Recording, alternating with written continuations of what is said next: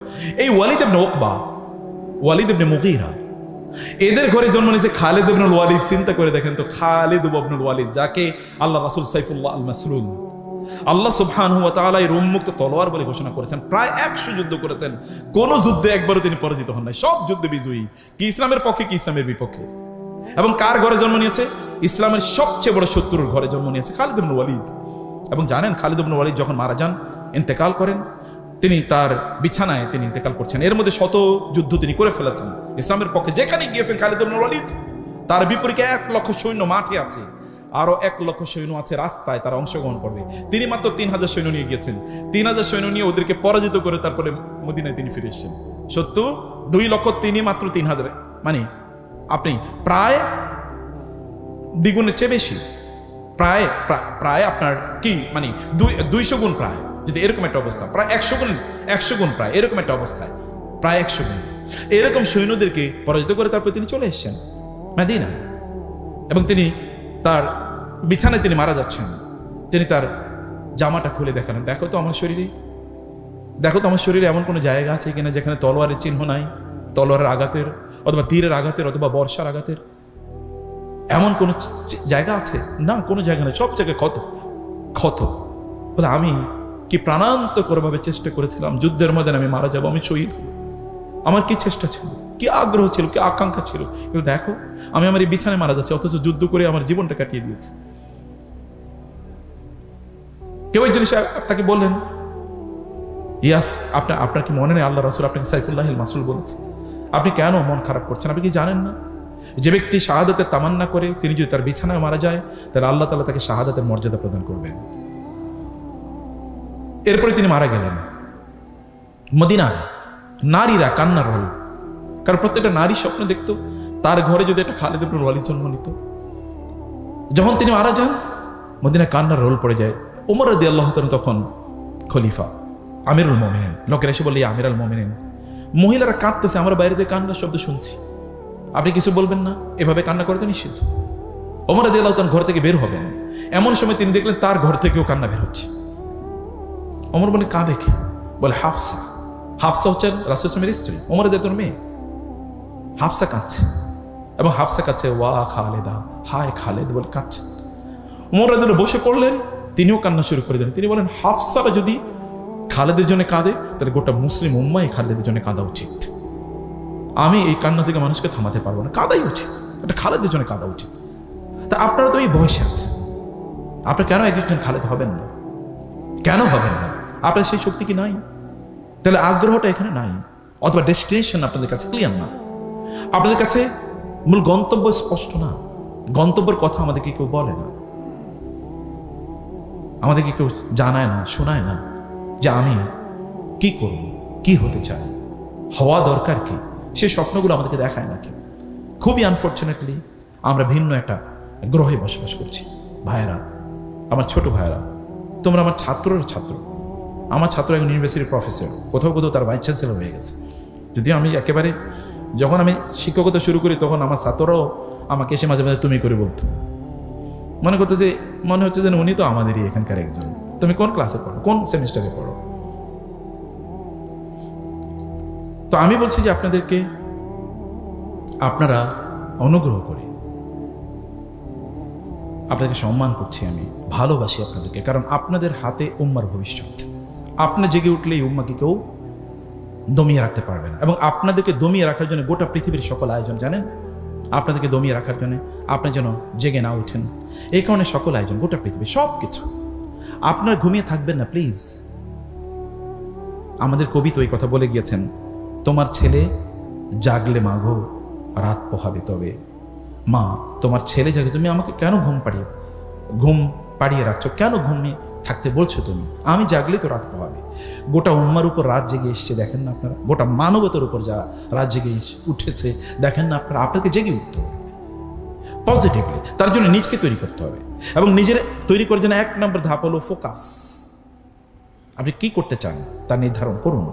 আপনি যা হতে চান, positive, do become something positive. আপনি টাকা পয়সার মালিক হতে চান, আমার কোনো আপত্তি নেই, আপনি একজন সুলাইমান হন আলাইহিস সালাম। এবং তিনি আল্লাহকে বলেছেন, আল্লাহ তুমি আমাকে এমন রাজত্ব দাও, লা ইয়ামবাগি লিআহাদিন মিন বাদি, এমন রাজত্ব আর কাউকে দেবেন না, আপনি আমাকে এমন রাজত্ব দেন। এবং আল্লাহ কি রাজত্ব দিয়েছেন? জিনদেরকে আল্লাহ সুবহানাহু ওয়া তাআলা সুলাইমান আলাইহিস সালাম চাকর বানিয়ে দিয়েছেন। জিনরা তার কি করতো? বান্নাই ওয়া গাওয়াস, তার জন্য বিশাল অট্টালিকা নির্মাণ করতো, প্রাসাদ নির্মাণ করতো, বিল্ডিং নির্মাণ করতো। ওয়া গাওয়াস, এবং সমুদ্রে ডুব দিয়ে সেখান থেকে মণিমুক্তা আহরণ করে নিয়ে আসতো জিনরা তার জন্য। আর জিনরা তার জন্য কি ফার্মার হিসেবে, কৃষক হিসেবে কাজ করতো। এমন অবস্থা আল্লাহ তাআলা সুলাইমান আলাইহিস সালাম করেছেন। আপনারা সেটা করতে পারেন, নো প্রবলেম, কিছু একটা আপনি করুন। আপনি জুলকারনাইনের কথা একবার চিন্তা করে দেখেন, একবার সর্বপশ্চিমে গিয়েছেন, সর্বপূর্বে গিয়েছেন, মেডল জায়গায় গিয়েছেন, এবং ইয়াজুজ মাজুজের মতো এই ভয়ঙ্কর বিধ্বংসী বাহিনীকে ঠেকিয়ে দেওয়ার জন্য দেয়াল নির্মাণ করে দিয়েছেন না তিনি? সূরা কাহাফে আপনারা পড়েছেন। আপনি তেমন হন, সমস্যা কি? সারা পৃথিবী চষে বেরিয়েছেন, গোটা পৃথিবী কন্ট্রোল করবেন। মোহাম্মদ বিন কাসেম যখন এই অঞ্চলে আসে, আপনাদের চেয়ে বয়স কম, 18 বছর বয়স। মোগল সাম্রাজ্য এর পূর্বে, মোগল সাম্রাজ্য বাবররা যখন এখানে আসে, বাবরদের বয়স কত? আচ্ছা, ইখতিয়ারউদ্দিন মোহাম্মদ বিন বখতিয়ার খিলজি যখন এই বাংলায় আসে, নদিয়াতে আসে, তার বয়স কত ছিল? আপনার বয়সী, আপনাদের বয়সী। তো আপনাদের তো এটা তো বিজয়ের বয়স, এটা তো ঘুমিয়ে কাটানোর বয়স না,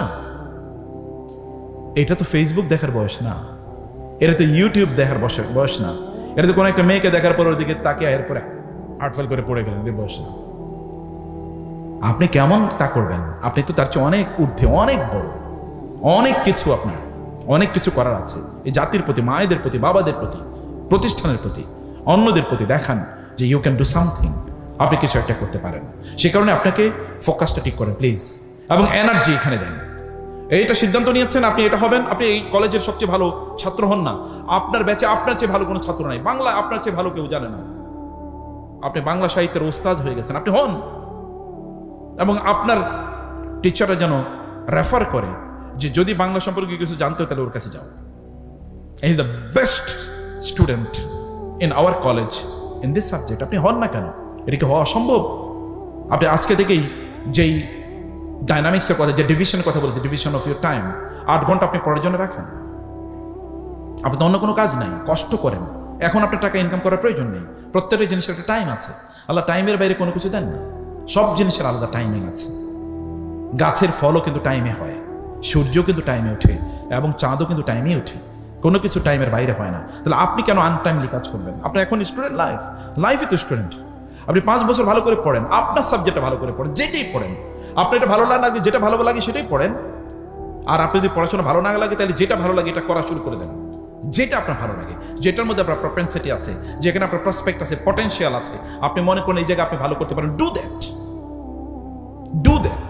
আপনি এখন ফেসবুক করেন, এই ছেলে তো ফেসবুকের মার্ক জাকারবার্গ, সে তো চাকরি পাচ্ছিল না, সে নিজে নিজে ওই স্টুডেন্ট লাইফে চিন্তা করলো কিভাবে বন্ধুদের মাঝে একটা কমিউনিকেশন সিস্টেম ডেভেলপ করা যায়। এখন আপনি এই পৃথিবীর সবচেয়ে 2 নম্বর, 3 নম্বর, 4 নম্বর ধনীতে পরিণত হয়েছে। যে বেটা অ্যামাজন তৈরি করেছে, এই যে মানে একটা মার্কেট প্লেস, এর বাইরে তো কোনো কিছু না, সে তো প্রোডাকশন দেয় না, এখন প্রোডাকশন দেয়, কিন্তু এর আগে চিন্তা করছে যে কিভাবে অন্যরা জিনিসগুলো আইনা বিক্রি করবে, বিক্রি করেছে। এবং দেখেন তখন অবস্থাটা কি। আপনি ডু সামথিং, যাই করেন না কোনো, ভালো একটা কিছু করেন, স্টার্ট সামথিং, কিছু একটা শুরু করে দেন। আপনি যদি এলন মাস্কের কথা বলেন, সেই পৃথিবীর সব কোন ইউনিভার্সিটিতে পড়েছে, ঢাকা কলেজেও হয়তো পড়ে নাই, কিন্তু তারপরে দেখেন না তারা পৃথিবী চালায়। আপনার যেটা ভালো লাগে এটাই করেন, কিন্তু করবেন, এবং সেখানে আপনি ফোকাস থাকবেন, ফোকাসড অ্যাটেনশন, এবং সেখানে আপনি এনার্জি দেবেন, আপনার যতটুকু এনার্জি তা দেন। এক মুহূর্ত আপনি ব্যয় করবেন না, সময় ব্যয় করার কোনো প্রসঙ্গ আসলেই সেটা থেকে ইয়ে করেছেন। প্রয়োজন ফেসবুক আপনি ডিলিট করে দেন, আপনাকে কে কমেন্ট করলো, কে কমেন্ট করলো তাতে কি আসে যায়? আপনাকে কে লাইক করলো কি করলো না তাতে কি আসে যায়? আপনি খায়া থাকছেন নাকি না থাকছেন কেউ খবর নেয় নাকি? আপনার এই ভার্চুয়াল ফ্রেন্ড দিয়ে কি লাভ হবে? আপনি মরে গেলেও ওরা খবরও জানবে না যতক্ষণ পর্যন্ত আপনি পোস্ট না দেবেন। কি ফ্রেন্ড এগুলো? ভার্চুয়াল মানে হচ্ছে ভুয়া ফ্রেন্ড, এই সকল ভুয়া ফলোয়ার আর ভুয়া ফ্রেন্ড। ফেসবুক হ্যাক হয়ে গেলে আর আপনি নাই। বহু সেলিব্রিটি আছে ফেসবুক সেলিব্রিটি, এই ফেসবুক যদি গায়েব হয়ে যায় তাহলে উনিও গায়েব, কেউ আর তারা চিনবে না।